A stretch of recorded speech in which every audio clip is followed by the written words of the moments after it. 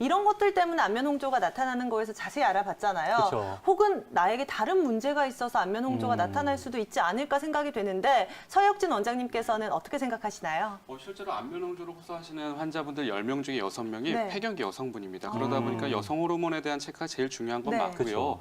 근데 그거 외에도 이제 안면 홍조를 일으킬 수 있는 여러 가지 요소들이 있는데 일단 나이가 든다는 것 자체가 안면 홍조가 발생할 가능성이 높아지는 걸 의미합니다. 나이가 들면 혈관 수축력이 떨어지기 때문에 혈관이 확장된 상태로 늘어난 상태로 그대로 있는 시간이 많아지면서 얼굴이 붉게 보일 수가 있고요.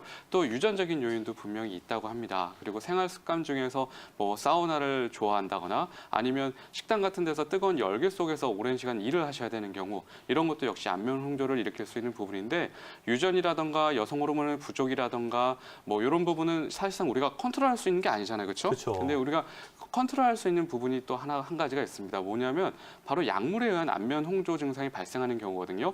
실제로 안면 홍조 환자분들이 굉장히 최근에 더 늘어나고 있다고 해요. 근데 그 이유가 아토피, 습진 같은 이런 피부 환자가 늘어나면서 안면 환자분이 같이 늘어났다고 하는데 그 이유가 바로 이 스테로이드 연고 사용과 관련이 굉장히 많다고 합니다.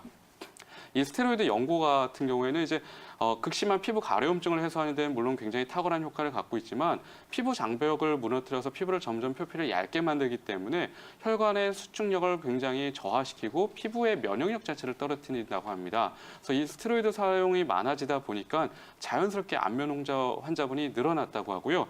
또 우리가 이제 흔하게 복용하는 고혈압약이라든가 협심증약 그리고 또 발기부전 치료제라든가 진통제, 위장약 같은 일상생활에서 흔히 많이 접할 수 있는 이런 약물들 자체도 안면 홍조를 일으킬 수 있는 굉장히 중요한 요인이라고 하거든요. 그래서 이런 부분들을 미리 좀 한번 체크해서 내 안면 홍조 증상의 원인이 뭔지를 한번 확인해 보시면 더 좋을 것 같습니다.